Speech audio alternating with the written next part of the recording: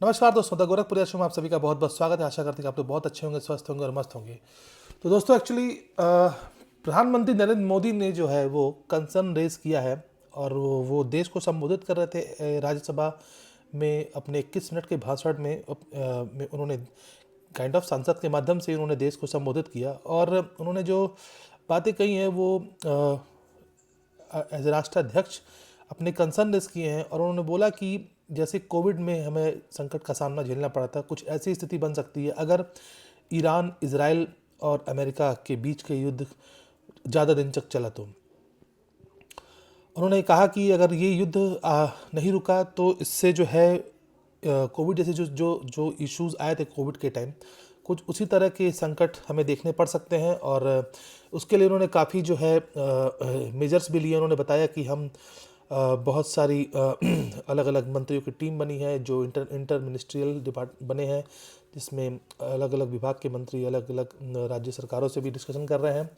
और सरकार जो है राज्य सरकारों के साथ मिलकर काम कर रही है। साथ में उन्होंने यही बताया कि जो है हम वो हर मेज़र ले रहे हैं कि हमारा देश जो है मजबूती से खड़ा रहे और उसमें कोई किसी भी चीज़ की दिक्कत ना हो। तो कहीं ना कहीं मोदी जी क्योंकि इस कोविड के पीरियड को झेल चुके हैं तो वो इस बात को अच्छे से समझ रहे हैं। लेकिन अगर उन्होंने कुछ कहा है तो डेफिनेटली इसमें संकट उन्हें दिख रहा होगा तभी कहा है। मैं ये नहीं कह रहा हूँ कि ऐसा संकट आए, बट फिर भी अगर ऐसा कुछ संकट दिख रहा है तो इसलिए उन्होंने आगाह किया है और अपने संसद के 21 मिनट के भाषण में उन्होंने काफ़ी कुछ कंसर्न रेज किए। और देखा है दोस्तों, तो भारत आखिर क्यों भारत को अब सोचना पड़ा इस बारे में, क्योंकि उसके रीज़न है दोस्तों कई सारे। पहला तो देखिए, सबसे बड़ा जो रीज़न है एक्चुअली ये जो पश्चिम एशिया में जो संकट आया है उसका भारत पे जो है कैसे असर पड़ेगा मैं आपको बताता हूँ।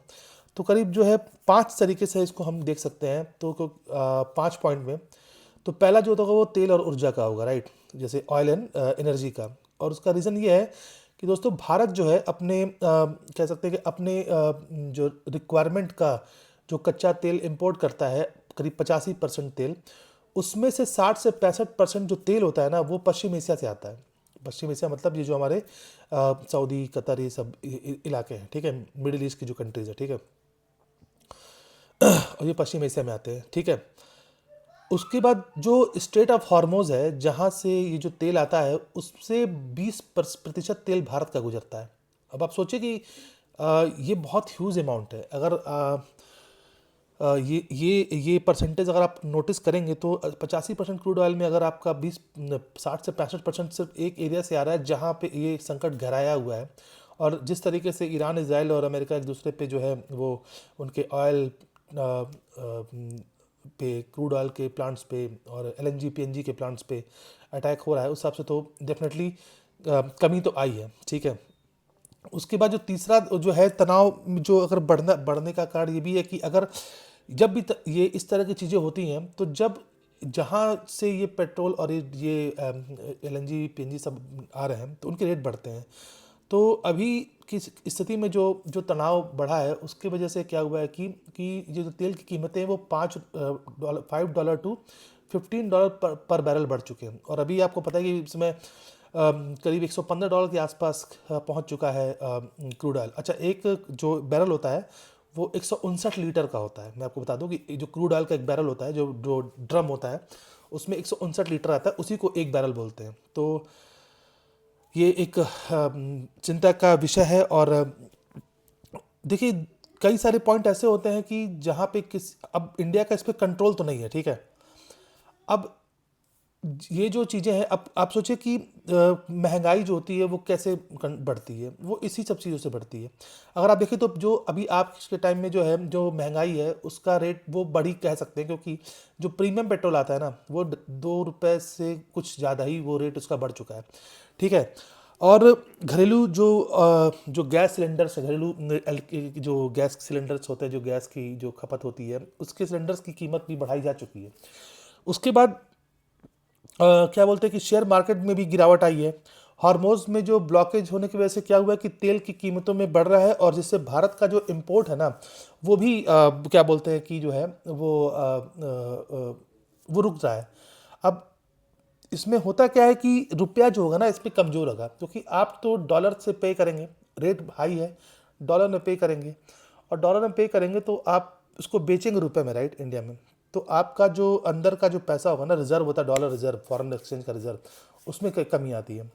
दूसरा क्या है कि तीसरा पॉइंट है कि दोस्तों भारतीयों की सुरक्षा पे भी उन्होंने बहुत पॉइंट रखा है कि ये भी कंसर्न है, क्योंकि देखिए पश्चिम एशिया में क्या है ना कि करीब 80 से 90 लाख भारतीय रहते हैं, जैसे कि यूएई, सऊदी, कतर, ठीक है, और भी सारी कंट्रीज़ हैं, दुबई है, ये सब जैसे ये सब वो एरिया है जहाँ रहते हैं। और अगर ये सब ये टेंशन बढ़ता ही गया तो उसका रीज़न क्या होगा कि उनको एयरलिफ्ट करना पड़ेगा, क्योंकि भाई ऑब्वियसली बात है, कोई भी राष्ट्राध्यक्ष या कोई भी देश नहीं चाहे कि उसके जो उसके लोग हैं वो उस कंट्री से फंसे हो और वहाँ पे दिक्कत का सामना करें। और भारत इसमें बहुत एक्सपर्ट है, क्योंकि वो आपको पता होगा यूक्रेन से भी एयरलिफ्ट हुआ, फिर उधर अजरबैजान से भी एयरलिफ्ट हुआ। तो भारत ये सब चीज़ें करता है और अपने देश के किसी भी नागरिक को नहीं छोड़ता है, और मोदी जिसके लिए कंसर्न भी है। दूसरा क्या है कि व्यापार और शिपिंग। तो देखिए दोस्तों, क्या होता है ना कि भारत का करीब $100 बिलियन का व्यापार जो है वो स्टेट ये मतलब पश्चिम एशिया जो हमारा है, वेस्ट एशिया है, इधर ही से होता है।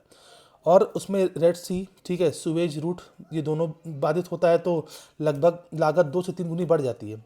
डिलीवरी का जो टाइम होता है वो 10 से 15 दिन बढ़ जाता है। जैसे कि आपको बताऊं, एग्जांपल दूं कि अगर मिडिल ईस्ट से ऑयल आता है तो 7 दिन में पहुंच जाता है, क्रूड ऑयल या एलएनजी पीएनजी आता है। लेकिन अब हमें यही चीज़ अमेरिका कनाडा से मंगानी पड़ी तो ये 45 डेज लेगा, और 45 लेने का मतलब है कि अ, आपकी लागत भी बढ़ गई और आपका 10 जो डिले भी बढ़ गया, ठीक है। तो मोदी जी का कंसर्न तो नो डाउट वो है, और वो देश को एक स्ट्रांग होल्ड भी दे रहे हैं कि क्योंकि इंडिया की इकोनॉमी, ने कहा कि भारत की इकोनॉमी बहुत तेज़ी से बढ़ रही है, और उसको हमें बढ़ाए रखना है, मजबूती के साथ करना है, ताकि हमें कोई इश्यूज ना आए, ठीक है। उसके बाद क्या है कि विदेश से जो आने वाला पैसा है ना वो भी बहुत ज़्यादा है भारत का। लगभग आप समझिए कि भारत को सालाना लगभग $100 बिलियन से भी ज़्यादा पैसा जो है वो रेमिटेंस के रूप में, मतलब कि विदेश से जो पैसा भारत आता है वो आता है, इसमें से 50% सिर्फ गल्फ देशों से आता है। और ये गल्फ देशों से कैसे आता है, क्योंकि हम एक्सपोर्ट करते हैं, इंपोर्ट करते हैं, प्लस जो वहाँ पे नागरिक नौकरी कर रहे हैं वो भी पैसे भेजते थे हम। जैसे सपोज कि अगर आपके यहाँ से भी घर से कोई बाहर जाता है तो वो अगर बाहर कंट्री से पैसे कमा रहा है तो वो अपने सेविंग के लिए अपने घर पे ही पैसे भेजता है, राइट। तो इसी को बोलते हैं कि रेमिटेंस। तो रेमिटेंस का मतलब, तो ये जो $100 बिलियन से ऊपर का जो पैसा भारत में आता है वो 50% सिर्फ गल्फ गल्फ कंट्रीज से आता है, और ये बहुत बड़ा अमाउंट है। तो ऑब्वियस ही बात है कि अ, इसका जो है सॉल्यूशन निकालना बहुत ज़रूरी है, और भारत पूरी तरीके से चाह रहा है कि अब ये युद्ध ख़त्म हो। और बातचीत का उन्होंने बोला कि हम बातचीत का के जो पॉइंट है उसी पे हम जाना चाहेंगे, और उन्होंने सलाह दी है कि बातचीत के माध्यम से इस युद्ध को समाप्त किया जाए, क्योंकि अगर ऐसा नहीं होता है तो आप ये समझिए कि ये नुकसान तो होगा, खास करके भारत जैसे देश जो कि बहुत बड़ी लेवल पे जो है इंपोर्ट पे निर्भर करते हैं, खास करके गल्फ कंट्रीज से। दूसरा ये कि युद्ध के कारण अगर कोई स्टेट ऑफ हार्मोज में अगर कोई आपूर्ति रुकती है, राइट, तो यहाँ से 80 से 85% एलपीजी भी आयात करता है, और भारत जो है दुनिया का सबसे बड़ा एलपीजी आयातक है। और आप सोचिए कि देश का जो सबसे ज़्यादा एलपीजी का वो है ना, वो 60%, मतलब भारत का 60% ज़्यादा बाहर से ही आता है। तो और गल्फ से तो लेते ही हैं बहुत ज़बरदस्त मात्रा में। तो ये जो पॉइंट्स उन्होंने मोदी जी ने रखे आज अपने संबोधन में, तो ये कंसर्निंग है। और देखिए, युद्ध से कोई किसी को कोई लाभ नहीं पहुंचता, ठीक है। और आप सभी जानते हैं कि इस वक्त जो है आज भारत में भी जो है वो ये सारे जो संकट, जैसे अभी आपको पता है कि देखिए एलपीजी की दिक्कत तो हो रही है, और ये युद्ध जितना लंबा खींचेगा ना तो कहीं ना कहीं अब इकोनॉमी पे दबाव पड़ना शुरू होगा।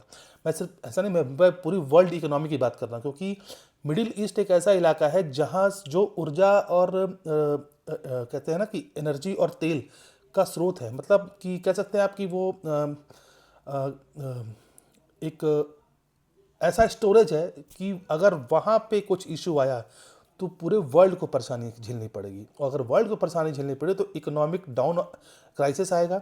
और वो इसीलिए उन्होंने कहा कि कोविड जैसे संकट आ सकते हैं, क्योंकि कोविड के टाइम में वर्ल्ड इकोनॉमी जो थी, जो उसकी वर्ल्ड जीडीपी थी, वो 3.1% कंट्रैक्ट कर गई थी। तो जो कंट्रक्शन आया था उसके अंदर ये बहुत दबाव, भारी दबाव पड़ गया था।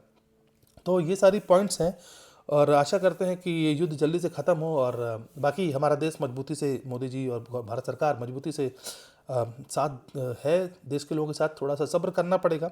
संकट का समय तो है, लेकिन जल्दी से ये बीत जाए तो ज़्यादा अच्छा है। तो चलिए मिलते हैं एक नए वीडियो के साथ। अगर आपको वीडियो अच्छा लगे तो प्लीज़ चैनल को सब्सक्राइब करिए, लाइक करिए, शेयर करिए और साथ में कमेंट भी करिए। जय श्री राम, हर हर महादेव।